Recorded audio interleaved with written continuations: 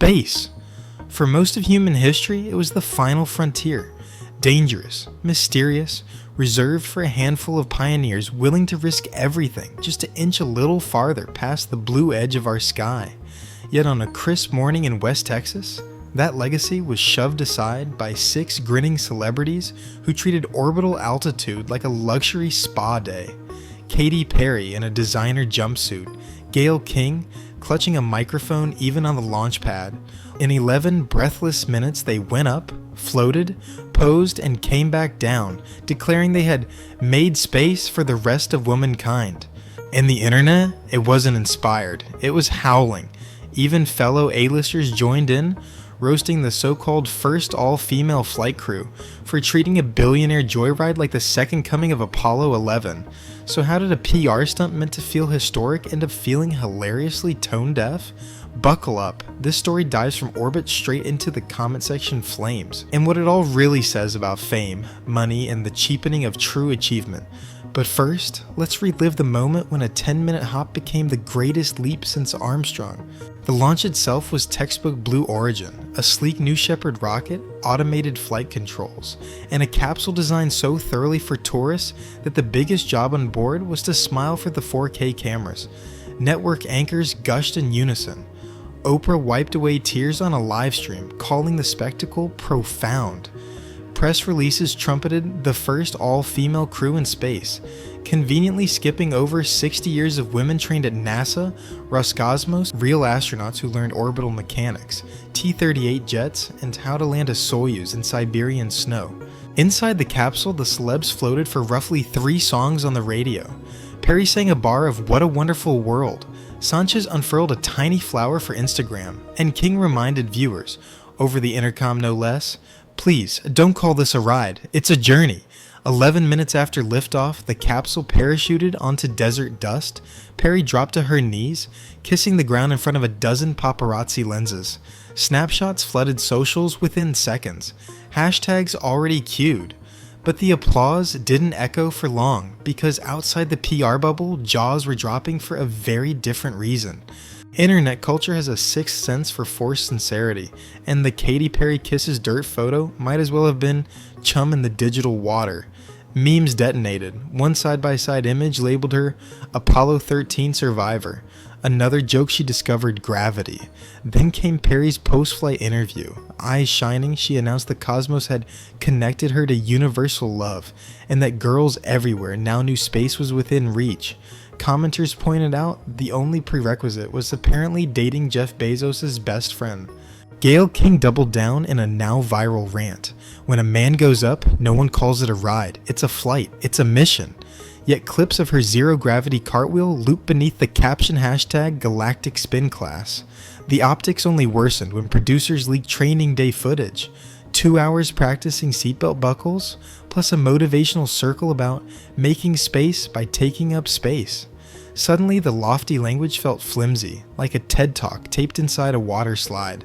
And just when you thought public scorn was peaking, Hollywood itself piled on, sharpening its claws for some celeb-on-celeb carnage. Ground-kissing shot with a caption. Nice cosplay, Buzz Lightyear.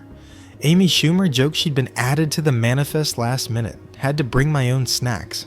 Even Martha Stewart, America's patron saint of tasteful shade, uploaded a 2007 zero-gravity video of herself, tagging Perry with the lyric, "Baby, you're a firework." Celebrity callouts are rare. Rich folks usually protect their own, but this time the mockery was bipartisan. Comedian Tim Dillon described the mission as billionaire Disneyland, while singer Liz Phair deadpanned, "Congrats on beating me to the moon, I guess." Each jab landed because it echoed the common complaint. The gap between glamour and genuine exploration felt too wide to ignore. And in entertainment, ridicule from peers isn't just embarrassing, it's viral nitroglycerin. Yet mocking tweets are only half the story. The real comparison is against the giants whose shoulders these space tourists claim to stand on. Alan Shepard's 1961 Mercury flight, same rough up and down, required a cockpit barely wider than his shoulders, plus a chance he'd never return. Valentina Tereshkova orbited Earth 48 times in 1963, blacking out from G-forces and re-entering in a flaming capsule she had to pilot by hand. By contrast, the Blue Origin 6 experienced an autopiloted arc so gentle you could balance a cappuccino. No thruster burns, no manual overrides, no re-entry hot plasma licking the windows. Their biggest peril was a potential bad hair day in microgravity. Yet post-landing, press kits labeled them astronauts. NASA veterans pushed back. One retired flight director quipped, "If this is astronaut training, then everyone who rides an elevator is an engineer." The title, once synonymous with calculus-laced grit, suddenly felt like a purchasable blue check mark. Meanwhile, outside NASA's alumni chat, the masses added their own savage commentary, and it was downright orbital. Twitter threads titled 11 Minutes That Felt Like 11 Years racked up hundreds of thousands of likes. TikTok creators filmed skits of Perry floating in their living rooms, crooning off-key while imaginary assistants spritzed her with Evian. Reddit dubbed the crew Egolactic Pioneers. And every time one of the 6 defended the mission, the ratio got worse. King's earnest monologue about opening doors for the little girls drew a reply that summed up the mood. Little girls need scholarships, not space selfies. The harder the crew tried to steer the narrative back to empowerment, the more viewers pointed to ticket prices, rumored above $400,000. For critics struggling to buy groceries, the inspiration pitch felt like being lectured on mindfulness by someone revving a gold-plated jet ski. Yet even in backlash, there's a deeper conversation at stake, one that goes beyond jokes and schadenfreude to the very future of space itself.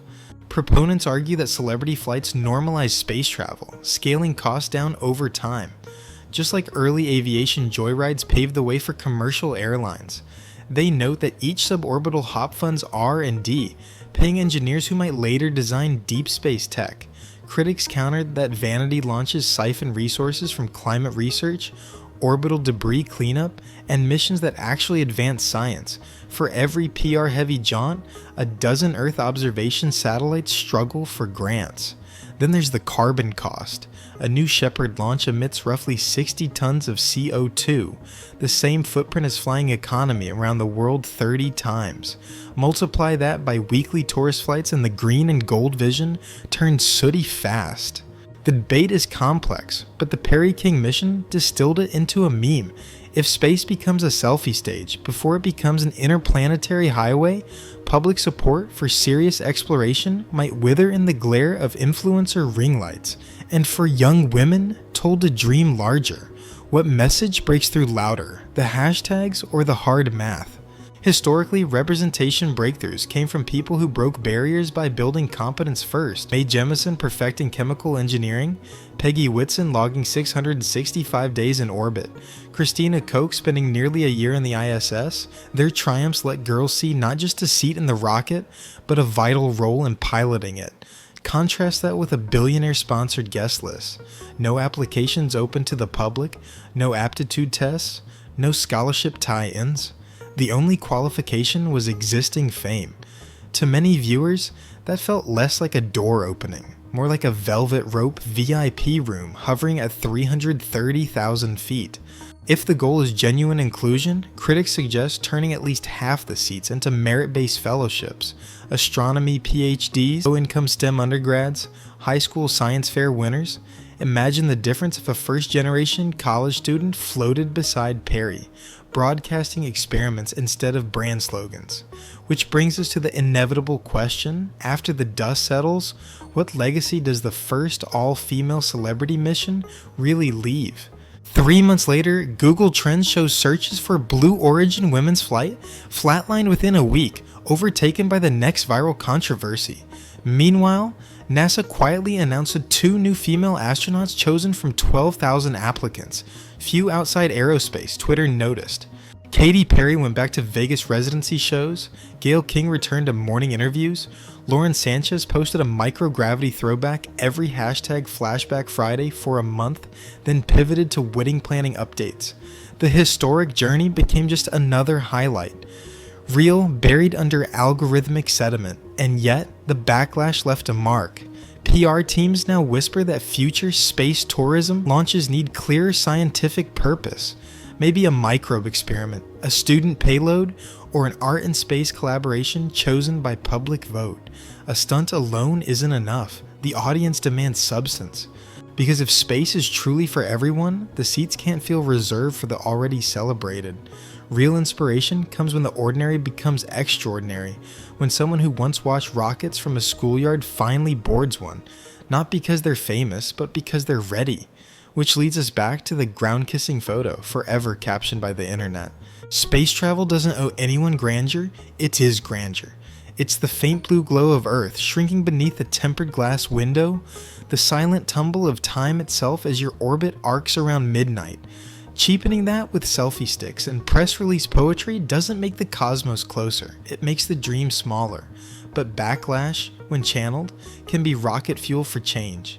If public mockery forces the next celebrity mission to sponsor a low-income STEM scholar, or cover school lunch debts in the launch county, or livestream an actual experiment designed by 8th graders, then the Katy Perry flight will have nudged progress after all.